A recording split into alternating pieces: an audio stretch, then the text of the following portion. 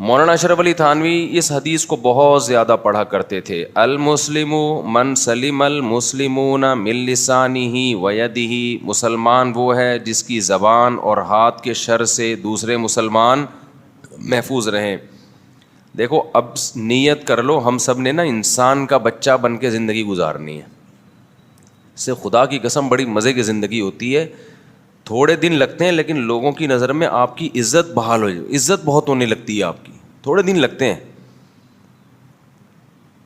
آج ہر آدمی کوشش کر رہا ہے کہ میرے قول اور میرے عمل سے دوسروں کو تکلیف ہو.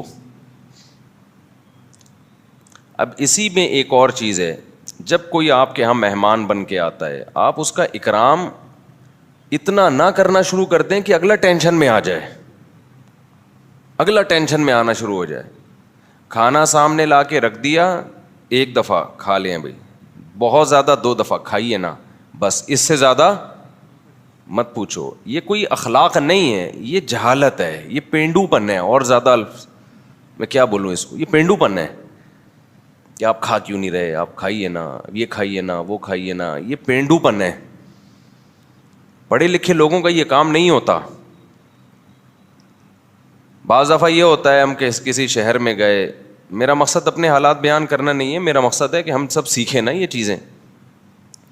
اب کسی نے مجھے کہا کہ بھائی آپ ہمارے یہاں ٹھہریے، ایک دفعہ کہہ دیا، بہت شکریہ آپ کا، بڑی خوشی ہوئی کہ آپ نے ہمیں ہوٹل کے خرچے سے بچا لیا، اپنا گھر پیش کر دیا رہنے کے لیے، مجھے بڑا اچھا لگتا ہے، میں بڑی دعائیں دیتا ہوں. دوسری دفعہ دوبارہ کہہ دیا آپ نے کہ بھئی آپ کہاں ٹھہریے گا، ہمارے یہاں، تاکہ ایسا نہ ہو کہ مفتی صاحب نے اوپر سے بولا ہو. 2 دفعہ کہہ دیا، مفتی صاحب بالکل کھلے دل سے کہہ رہا ہوں، بڑی خوشی، بہت اچھا لگا، بڑی نوازش. بہت زیادہ کہنا ہے، تیسری دفعہ بھی کہہ دیں آپ، مفتی صاحب آپ ہمارے یہاں ٹھہریے، مفتی صاحب آپ ہمارے یہاں ٹھہریے. مفتی صاحب نے کہہ دیا بھائی نہیں یار. چوتھی دفعہ کہا نا، پھر سمجھ رہے ہیں، میں تو کچھ نہیں کرتا لیکن دل چاہتا ہے کہ اب کیا ہے اس کا، اب جو ہے نا زیادہ ہو گئی ہے. لیکن لوگ صرف اتنا نہیں کرتے، پتہ ہے لوگ کیا کرتے ہیں؟ لوگ یہ کرتے ہیں کہ صاحب آپ آ گئے، آپ نے مثال کے طور پر فیصل آباد آنا تھا، یا لاہور آنا تھا، یا آپ نے اسلام آباد آنا تھا، یا آپ نے کوئی ایسی جگہ ہونا جہاں سیالکوٹ جانا تھا فرض کر لو. اب فون آئے گا، آپ پہنچ گئے. بھائی آپ کیوں مجھے تنگ کر رہے ہو، میں پہنچ گیا، یہ میرا ذاتی معاملہ ہے، میں کہیں جا رہا ہوں. یہ سب کے ساتھ ہوتا ہے، صرف میرے ساتھ نہیں ہوتا. یہ ایٹیٹیوڈ ہم سب کو سیکھنے چاہیے کہ کیوں کسی کو تنگ کر رہے ہو. بھائی مجھے پتا چلا تھا مفتی صاحب آپ سیالکوٹ آ رہے ہیں، پہنچ گئے، جہاز میں بیٹھ گئے. یار آپ کو میں نے تو نہیں بتایا کہ میں سیالکوٹ آ رہا ہوں، آپ کو خود سے پتہ چل گیا نا، تو نالج میں اضافہ ہو گیا. اور آپ نے ہمیں گھر کی پیشکش بھی دی، دل سے، میرے واقعی دل سے دعائیں نکلتی ہیں، اوپر سے نہیں میں دعا کر رہا ہوتا. یار آپ نے، اب اینڈ تک نا رننگ کمنٹری نہیں ہوتی ہے، رننگ کمنٹری، سلیم اللہ سے گیند کلیم اللہ کے پاس ہاکی، ان کو اب پوری خبریں بتاؤ. اب میں پہنچ گیا ہوں، اب میں ایئرپورٹ سے اتر رہا ہوں، مفتی صاحب میرا گھر حاضر ہے. بھائی آپ نے بتا دیا تھا 3 دفعہ آپ کا گھر حاضر ہے. صاحب میں آ رہا ہوں لینے کے لیے، کوئی ضرورت تو نہیں ہے. پہنچ گئے نا، خیریت سے ہیں، واپسی کب ہے؟ بھائی آپ ہماری پھپھو کے بیٹے ہو، ہماری ممانی کے بیٹے ہو، کون ہو؟ سمجھ رہے آ رہی ہو؟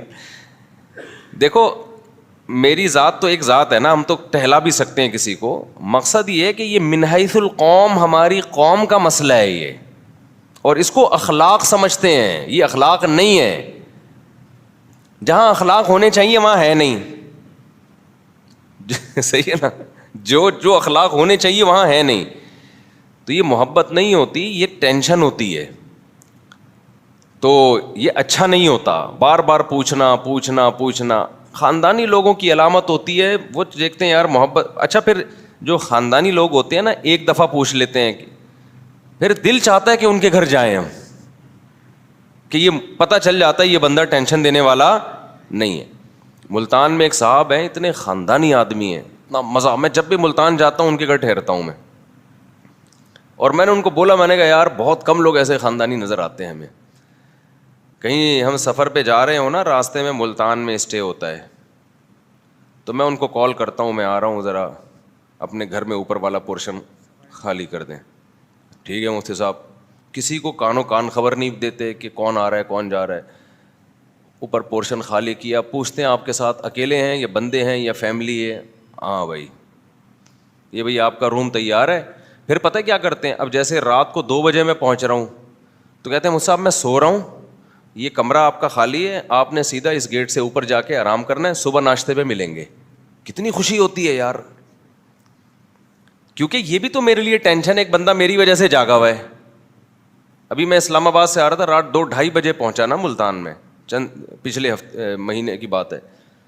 تو انہوں نے فون کیا کہ مصعب مجھے دیر ہو گئی ہے, صبح آفس بھی جانا ہے, تو آپ کا روم اوپر ہم نے پورشن خالی ہے, آپ اوپر آرام سے سو جائیے گا, یہ گیٹ ہے, اس کو جو بھی ملازم ہے یا کوئی بھی ہے اس کی چابی ہے, اوپر آرام کریں آپ. صبح ناشتے پہ جب آپ صبح اٹھیں گے تو کال کر لیے گا. میں نے کہا, میں نے دوستوں سے کہا اٹ از کالڈ خاندانی. لوگ کہتے ہیں مفتی صاحب بیان میں قصے لے کے بیٹھ گئے.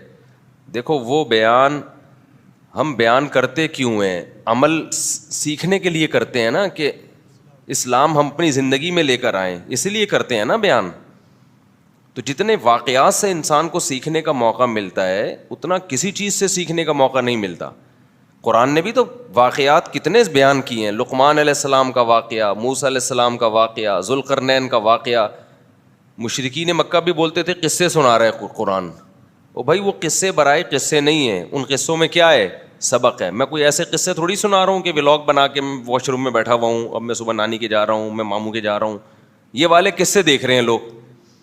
وہ قصے جن میں کچھ سیکھنے کو مل رہا ہے وہ سننے کو بھی تیار نہیں ہے, اور ان پہ کہتے ہیں مفتی صاحب اتوار کے بیان میں کیا سنا رہے ہیں؟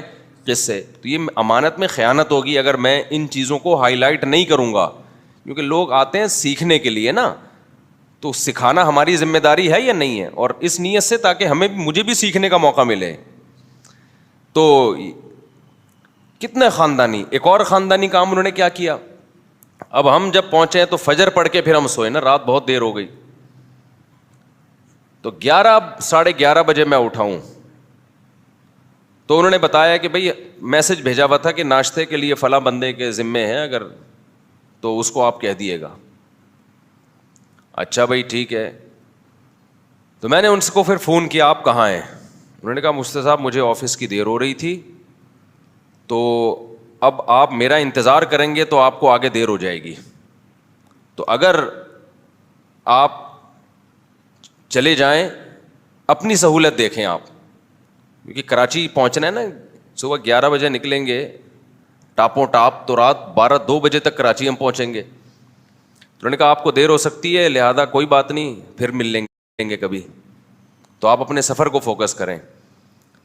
اب ایسے آدمی سے خدا کی قسم ملنے کا دل چاہتا ہے. میں نے کہا میں آپ سے ملے بغیر نہیں جاؤں گا, آپ اپنے آفس کی لوکیشن بھیج دیں.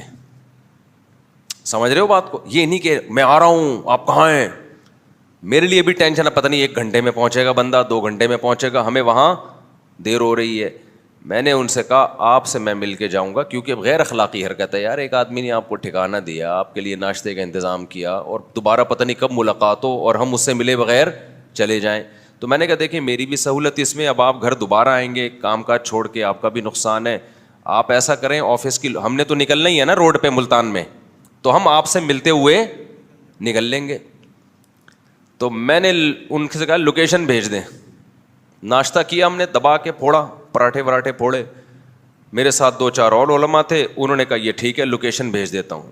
کہہ رہے نہیں آپ کو جلدی ہے. میں نے کہا نہیں مجھے اتنی جلدی بھی, یہ غیر اخلاقی حرکت ہے نا, تو میں آپ سے مل کے جاؤں گا. بتانے کا مقصد یہ کہ جب آدمی دوسرے کو سہولت دیتا ہے نا, تو پھر اس کا خود دل کرتا ہے کہ یار ہماری بھی تو کوئی ذمہ داری ہے. انہوں نے اپنے آفس کی لوکیشن بھیج دی. ہم پہنچے لوکیشن پہ, ملے جی, حلوے کا آرڈر کر دیا. اب میری طبیعت پہ بوجھ, ملتان کا سوہن حلوہ نا.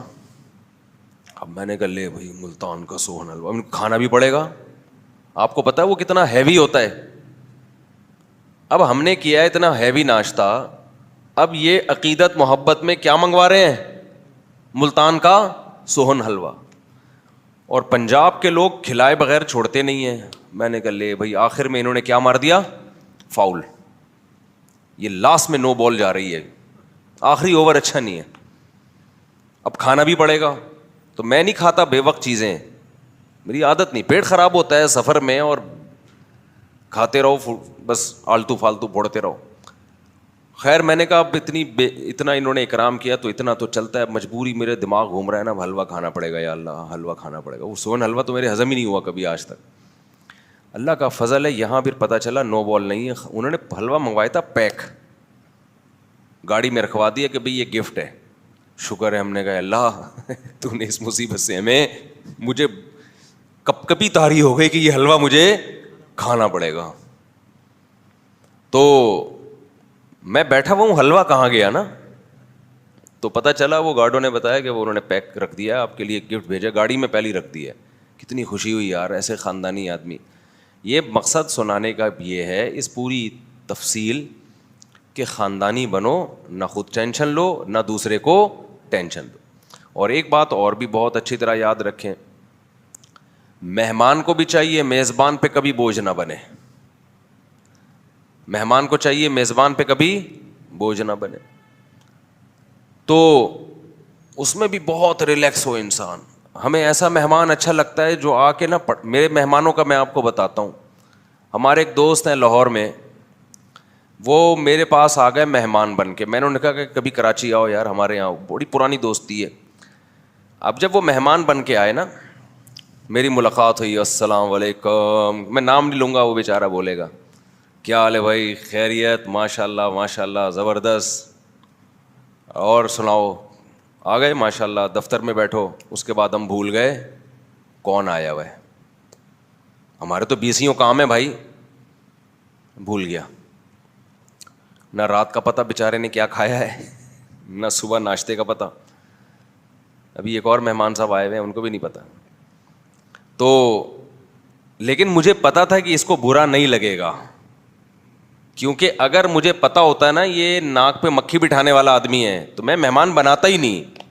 سمجھنے کے نہیں سمجھ رہے بھائی, ہمارے پاس کدھر ٹائم ہے یار. اگر ہم اس طرح مہمانوں کو بٹھاتے رہیں ہم تو مہمان گیری میں ہی بیڑا غرق ہو جائے گا ہمارا, دنیا میں اور کوئی ہمارا کام رہے گا ہی نہیں. تو پہلے سے پتا ہوتا ہے خاندانی مہمان ہے, آجا بھائی تو. یہ وہ نہیں ہے, نازک مزاج آدمی نہیں ہے. ہاں آپ کے کوئی قریبی ریلیٹیو ہوں, ماموں چاچے, وہ ایک الگ بات ہے. یہ کوئی آپ کے استاذ ہوں, بزرگ ہوں, نارملی جو دوست احباب ہوتے ہیں, تو وہ آ کے بیٹھ گئے, نہ ناشتے کا ہوش ہے, نہ ڈنر کا ہوش ہے, نہ لنچ کا ہوش ہے, کوئی پتہ ہی نہیں, بیچارہ خود ہی پل رہا تھا. بہت اچھا. جب بھی میں باہر آتا مجھے ملاقات ہو جاتی, گپ شپ لگا لیتے, پھر بھول جاتا کوئی مہمان آیا ہوا ہے. ایک ہفتہ وہ رہا یہاں رہا ہے, اور اس کا اتنا دل لگا, وہ 15 دن آیا, ایک ہفتے کے لیے تھا, 15 دن رہا وہ, اور مجھے کہہ رہا میں دوبارہ آؤں گا. میں نے کہا اس طرح سے آپ 100 دفعہ ہو. جب میرا موڈ ہوا ہوٹل پہ لے جا کے کھانا کھلا دیا, جب موڈ ہوا گھر والوں سے بول دیا, ایک دوست آیا ہوا بھائی ذرا اچھا سا کھانا بنا دو. تو اس سے کیا ہوتا ہے, نہ ٹینشن لو نہ ٹینشن بولو نہ دو.